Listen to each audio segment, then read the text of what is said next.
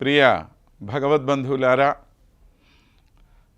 మహాలక్ష్మీదేవి యొక్క వైభవాన్ని ఎన్నో విధాల తెలియచేస్తూ మనకు శ్రీగుణరత్న కోశం అనేటువంటి అద్భుతమైన గ్రంథం ద్వారా అందజేసిన మహానుభావులు శ్రీమాన్ పరాశర భట్టర్ స్వామివారు.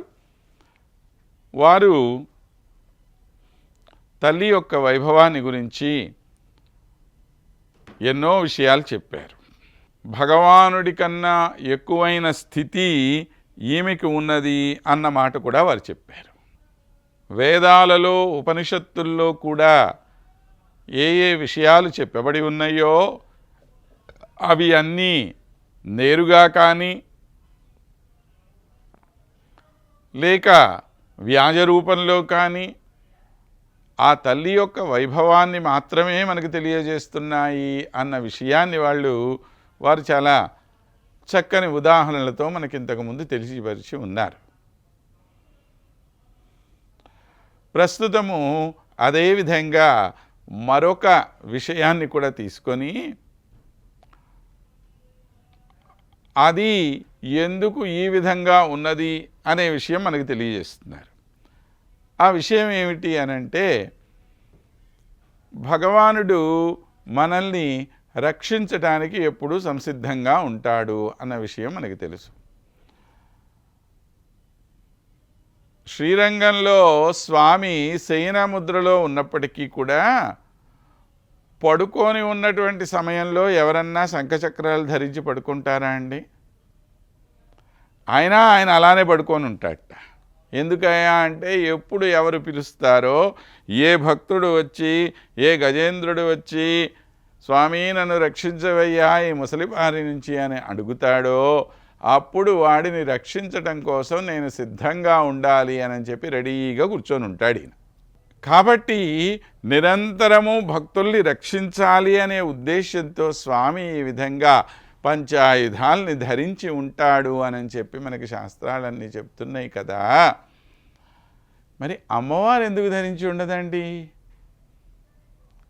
ఆమె మాత్రం భక్తుల్ని ఉద్ధరించాలని చెప్పి కోరిక లేదా ఆమెకి? కేవలము స్వామికి మాత్రమే ఈ కష్టమా?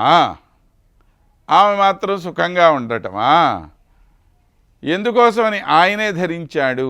ఆమె ధరించకపోవటానికి ఆమెకేమన్నా అలసత్వమా? ఇవన్నీ ఎవడు భరిస్తాడు, ఆ భక్తుడు ఎవడో పిలిచినప్పుడు అప్పుడు చూద్దాంలే అని చెప్పి ఏమన్నా నిర్లక్ష్యంగా ఉన్నదా అంటే, దానికి అసలైనటువంటి కారణం ఏంటో మనకి ఈ శ్లోకంలో తెలియజేస్తున్నారు. సామాన్య భోగ్యమపి కౌస్తుభ వైజయంతి పంచాయుధాదిరమణ స్వయమేవ బిభ్రత్ తద్భారభేదమివ తే పరిహర్తు కామః శ్రీరంగధామ మణిమంజరి గాహతే త్వాం. సామాన్య భోగ్యమపి కౌస్తుభ వైజయంతి పంచాయుధాదిరమణ స్వయమేవ బిభ్రత్ తద్భారభేదమివ తే పరిహర్తు కామః శ్రీరంగధామ మణిమంజరి గాహతే త్వాం.